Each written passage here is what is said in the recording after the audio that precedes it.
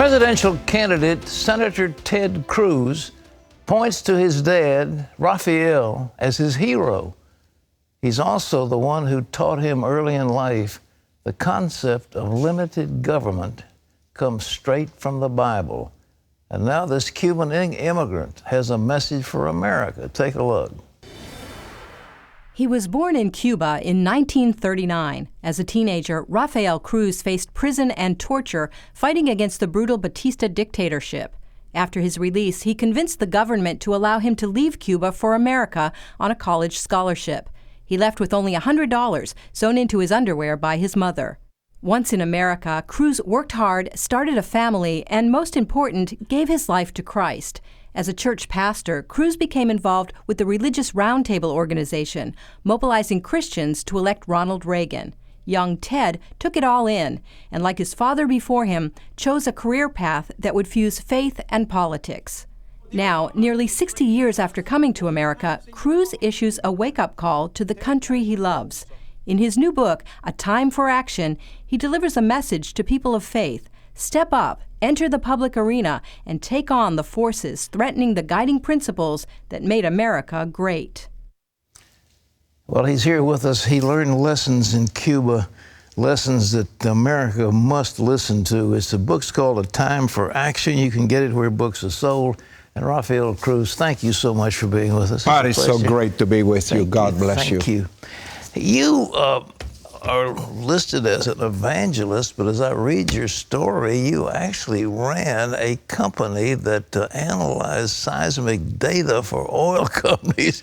And you apparently have an affinity for mathematics. Is that right? That is right. I was in oil and gas exploration for 25 years. Mm-hmm. And that company basically went broke, and that's what God used to get me into the ministry. All right. You were in Cuba. What was going on when Batista was head of Cuba?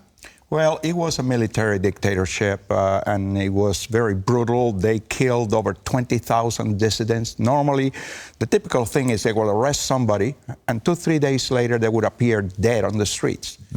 That was what sparked a revolution. Started in the high schools and the universities. There was this young, charismatic leader talking about hope and change. The same thing as Obama? Yes, hope and change? His name was Fidel Castro. Yeah. And we all followed him. We didn't know any better. Well, you didn't think of him as a Russian, did you? No, nobody knew he was a communist. He presented himself as a liberator. Well, how did we all get so fooled by him? I mean, apparently, in your book, you point out that he'd been trained in Russia. But we didn't know that. We didn't know that.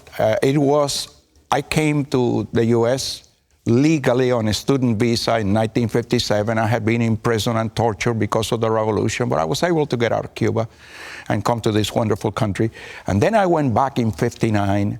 I was only there 3 weeks, and I saw then this man attacking private property, confiscating private property, attacking freedom of religion, attacking freedom of the press. I got out of there as quickly as I could.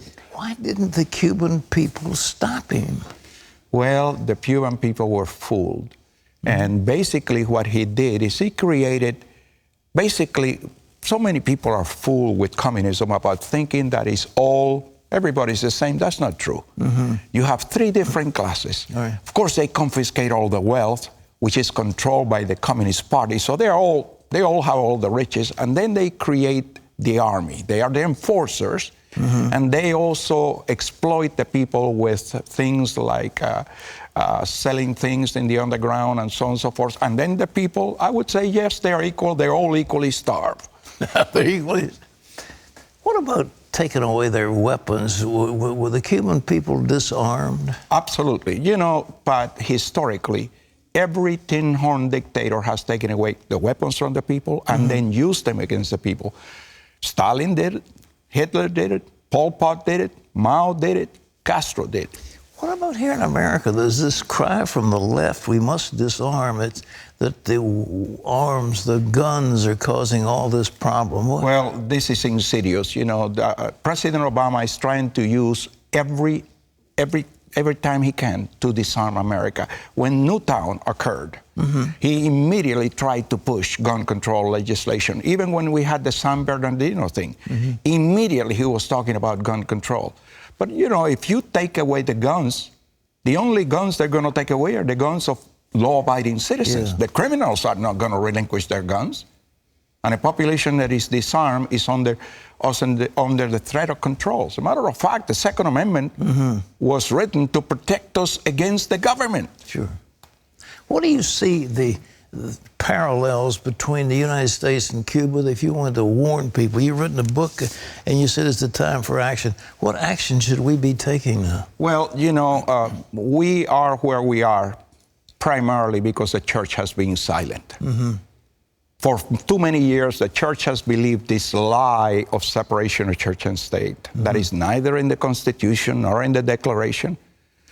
1962, when prayer was taken out of schools, the church remained silent. When the Bible was taken out of school a year later, in 1963, the church remained silent. Their excuse is a political issue. How can you call prayer a political issue? How can you call Bible study a political issue? But that's what the church did. The consequence of that, teen pregnancy skyrocketed after 1963, as so did violent crime. 10 years later, when abortion was legalized, the church again remained silent. Same excuse, it's a political issue. Well, you know, we have what we deserve. June 26, when we had this decision against traditional marriage by the Supreme Court, I'll tell you, this has been a wake-up call. How long are we going to remain silent? What do you see the future of America right now as it stands? I am very encouraged, Pat. I am very encouraged because precisely that decision on June 26, I think the devil overplayed his hand. And the church finally has realized we can be silent no more. It is time that we draw a line in the sand. You know, praise God that there's so much emphasis on 2 Chronicles 7:14. We must start on our knees in prayer. But 2 Chronicles 7:14 is only half the equation. The second half is 2 Corinthians 5:20 that says that we are ambassadors for Christ. That means we're God's representatives here on earth. We're God's hands, we're God's feet, we're God's mouthpiece, and Jesus said, shout it from the housetops. How important do you think faith is? These candidates are running. Your son has been an outspoken advocate of Christian principles. What do you think the rest of them? Should they all speak out? Absolutely. You know, my son said the other day, a man that does not start his day on his knees is not fit to sit in the Oval Office. You know, if the foundations be destroyed, but what can the righteous do? We must return to the judeo-christian, the biblical, the constitutional foundations that this country was built upon.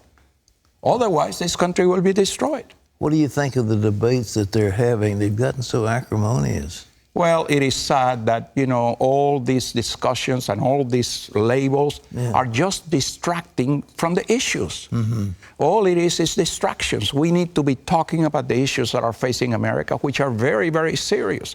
Look at the tragic death of Justice Scalia, one of the most constitutionally sound justices we've ever had. And this could tilt the balance of the court. And like you said earlier today, this could be something that would affect America for the next 30 years. We don't have 30 years, Pat. That's right. Well, the Democrats are trying to force us to go along with an Obama nominee, which will tilt the court liberal. And the Republicans need to stand firm against it. They've got to hold up until they can get somebody that, is a solid conservative. Well, absolutely. And actually, for the last 80 years, no nominee for the Supreme Court has been confirmed in the last year of the election. We have an election in less than a year. We need to let the American people speak. If the Democrats want to appoint somebody, let them win the election. Then they will have the opportunity to appoint. The balance of the court cannot be tilted in a lame duck year. It's just not done. Well, it's great wisdom, Rafael. I wish we had a lot more time to talk with you, but his book, ladies and gentlemen, is called A Time for Action. This is the father of Ted Cruz, who is one of the leading candidates right now for the Republican nomination for president. This book is available wherever books are sold. It's called A Time for Action. You don't want to miss it. Thank you so much. God bless you. Thank you, Pat. It's such a pleasure and an honor to be with you. God bless you. Mine as well.